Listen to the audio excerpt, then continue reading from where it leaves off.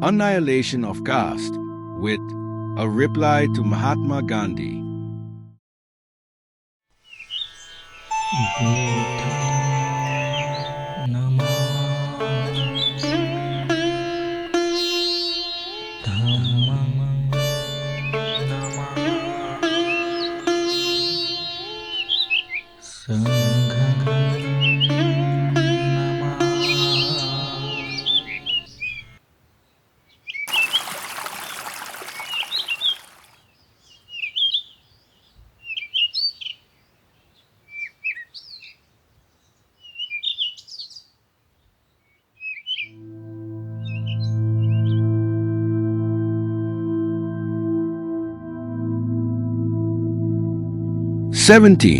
Assuming that Chaturvarnya is practicable, I contend that it is a most vicious system, that the Brahmins should cultivate knowledge, that the Kshatriya should bear arms, that the Vaishya should trade, and that the Shudra should serve sounds as though it was a system of division of labor.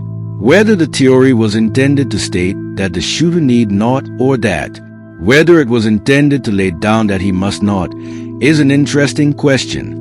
The defenders of Chaturvarnya give the first meaning. They say, why should the Shudra need trouble to acquire wealth when the three Varmas are there to support him? Why need the Shudra bother to take to education when there is the Brahmin to whom he can go when the occasion for reading or writing arises? Why need the Shudra worry to arm himself because there is the Kshatriya to protect him? The theory of Chaturvarnya, understood in this sense, may be said to look upon the Shudra as the ward and the three Varmas as his guardians. Thus interpreted, T is a simple, elevating and alluring theory.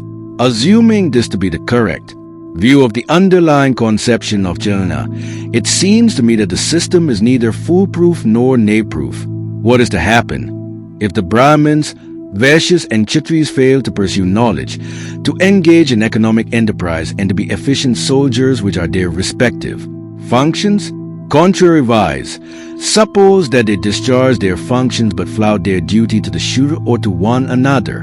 What is to happen to the Shudra if the three classes refuse to support him on fair terms or combine to keep him down? Who is to safeguard the interests of the Shudra or for the matter of that of the Vaishya and Kshatriya when the person who is trying to take advantage of his ignorance is the Brahmin? Who is to defend the liberty of the Shudra and for the matter of that of the Brahmin and the Vaishya when the person who is robbing him of it is the Kshatriya? Interdependence of one class on another class is inevitable. Even dependence of one class upon another may sometimes become allowable. But why make one person depend upon another in the matter of his vital needs? Education everyone must have. Means of defense everyone must have. These are the paramount requirements of every man for his self-preservation. How can the fact that his neighbor is educated and armed help a man who is uneducated and disarmed? The whole theory is absurd.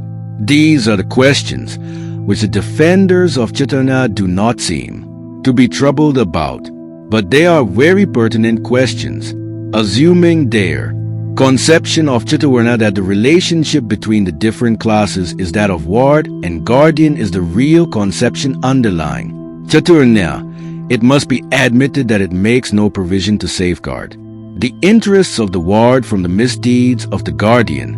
Whether the relationship of guardian and ward was the real underlying conception on which Chaturvarnya was based, there is no doubt that in practice the relation was that of master and servants. The three classes, Brahmins, Kshatriyas and Vaishyas, all were not very happy in their mutual relationship, managed to work by compromise. The Brahmin flattered the Kshatriya and both let the Vaishya live in order to be able to live upon him. But the three agreed to beat down the Shudra. He was not allowed to acquire wealth lest he should be independent of the three Varnas. He was prohibited from acquiring knowledge lest he should keep a steady vigil regarding his interests.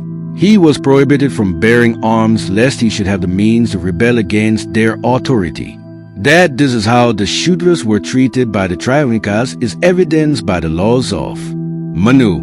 There is no code of laws more infamous regarding social rights than the laws of Manu. Any instance from anywhere of social injustice must pale before it. Why have the mass of people tolerated the social evils to which they have been subjected? There have been social revolutions in other countries of the world. Why have there not been social revolutions in India is a question which has incessantly troubled me.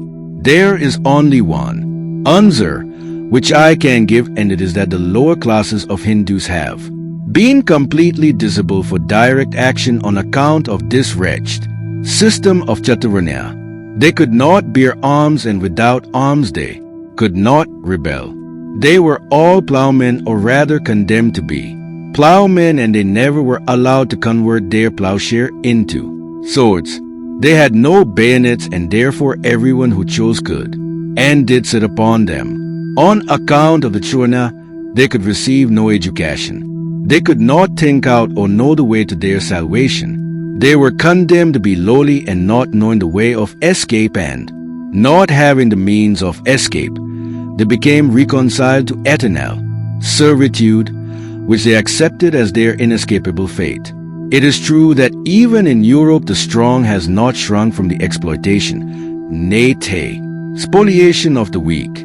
But in Europe the strong have never contrived to make the weak helpless against exploitation so shamelessly as was the case in India among the Hindus. Social war has been raging between the strong and the weak far more violently in Europe than it has ever been in India. Yet the weak in Europe has had in his freedom of military service his physical weapon, in suffering his political weapon, and in education his moral weapon. These three weapons for emancipation were never withheld by the strong from the weak in Europe. All these weapons were, however, denied to the masses in India by Chaturvarnya. There cannot be a more degrading system of social organization than the Chaturvarnya. It is the system which deadens, paralyzes, and cripples the people from helpful activity. This is no exaggeration. History bears ample evidence. There is only one period in Indian history which is a period of freedom, greatness, and glory. That is the period of the Maurya Empire. At all other times the country suffered from defeat and darkness, but the Maurya period was a period when Chaturvarnya was completely annihilated, when the Shudras, who constituted the mass of the people, came into their own and became the rulers of the country. The period of defeat and darkness is the period when Chaturvarnya flourished to the damnation of the greater part of the people of the country.